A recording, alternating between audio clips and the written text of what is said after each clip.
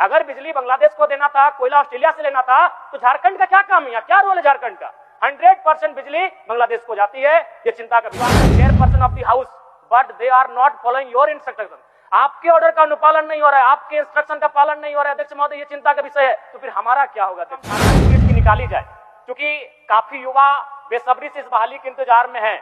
और गांव देहात में हमारे आज से 30-40 साल पहले कहावत भी थी कि गाँव के इधर दुए चीजें टाका कमे में, टणिया दौड़ के ना तो मटिया कोड़ के। तो टणिया में दौड़ने वाले नौजवान आज भी इस पुलिस बहाली की प्रतीक्षा में है। मैं चाहूंगा ये जो 23,000 से ज्यादा रिक्त पद हैं, माननीय सदस्यों की बात वाजिब है, चापाकल पर सरकार को सोचना चाहिए। धन्यवाद अध्यक्ष महोदय। आज मैं पेयजल एवं स्वच्छता विभाग, उत्पाद एवं मद्य निषेध विभाग, वित्त पेंशन विभाग, खनन एवं भूतत्व विभाग, वित्त अंकेक्षण तथा गृह कारा एवं आपदा और ऊर्जा विभाग के अनुदान मांग बजट के बाद विवाद में और कटौती प्रस्ताव के समर्थन में अपने वक्तव्य रखने आया हूं।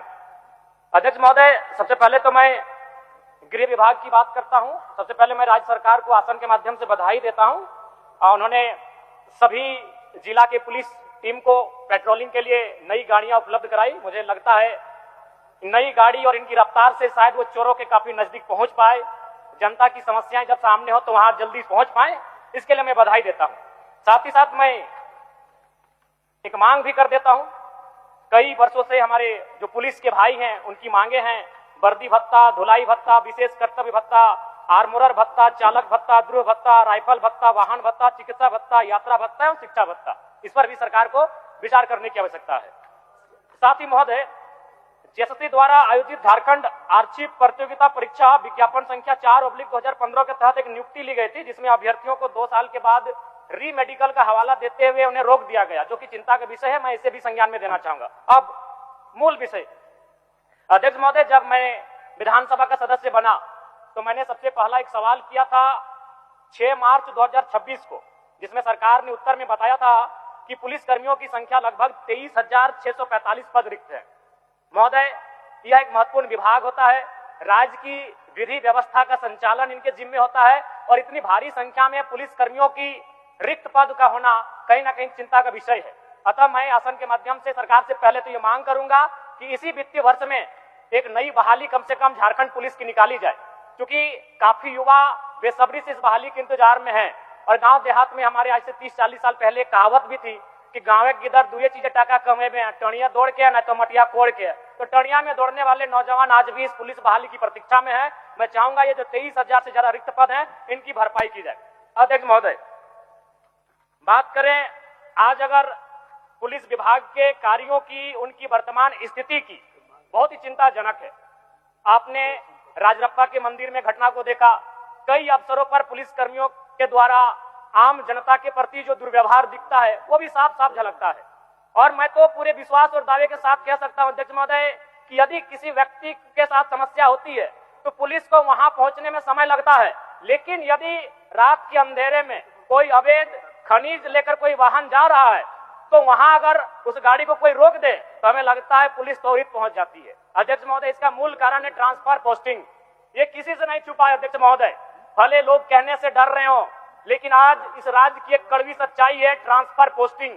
जब तक ये ट्रांसफर पोस्टिंग की व्यवस्था रहेगी अध्यक्ष महोदय, तब तक हम ये अपेक्षा नहीं कर सकते हैं कि पुलिसकर्मी सही से और नियमित अपना कार्य करेंगे।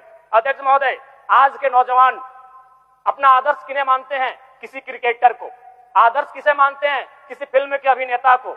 जबकि अगर झारखंड के नौजवानों अगर जिन्हें वो अपना आदर्श मानते हैं, मुझे लगता है कि 1% भी कम चांस है उनका क्रिकेटर बनने का और एक्टर बनने का, लेकिन पुलिस बनने के चांसेस, डीएसपी बनने के चांसेस, अधिकारी बनने के चांसेस 25-50% से ज्यादा है, लेकिन उनको अपना आदर्श नहीं मानते अध्यक्ष महोदय। इसलिए पुलिस की इमेज पर एक बहुत बड़ा सवाल बनता है। मैं आसन के माध्यम से मैं अपने इस राज्य के तमाम पुलिस के वरीय पदाधिकारियों को भी एक संदेश दूंगा कि आखिर आपने कर क्या रहे हैं? आज क्यों नौजवान आपको अपने आदर्श के रूप में स्वीकार नहीं कर रहे हैं? अध्यक्ष महोदय, जबकि संभावना यहाँ पर है, नौजवान पुलिस बनेंगे, पुलिस के अधिकारी बनेंगे भविष्य में, लेकिन उनको आदर्श नहीं मान पा रहे। कारण है उनकी इमेज।